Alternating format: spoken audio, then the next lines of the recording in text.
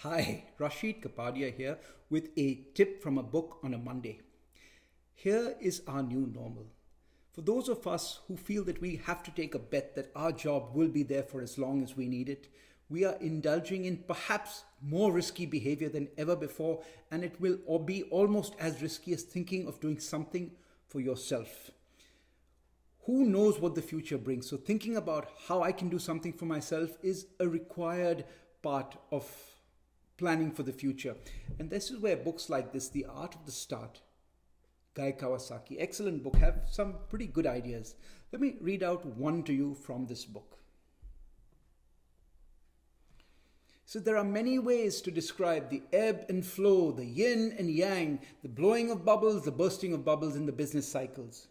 But there's another one that would help us, microscopes and telescopes. Now in the microscope phase, there's a cry for hard-headed thinking. Let's get back to basics. And experts will magnify every detail, micromanage, and just focus on the small picture. In the telescope phase, entrepreneurs dream of a big future. It could be you. And they bring it closer together. They dream up the next big thing. We want to change the world. And yes, plenty of money is wasted.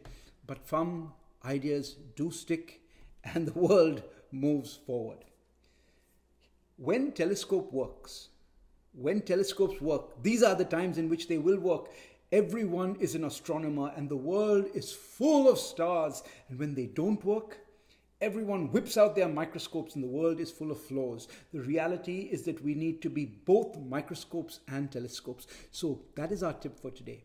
In an uncertain world, as you're planning for the future, be both a microscope and a telescope. Good luck.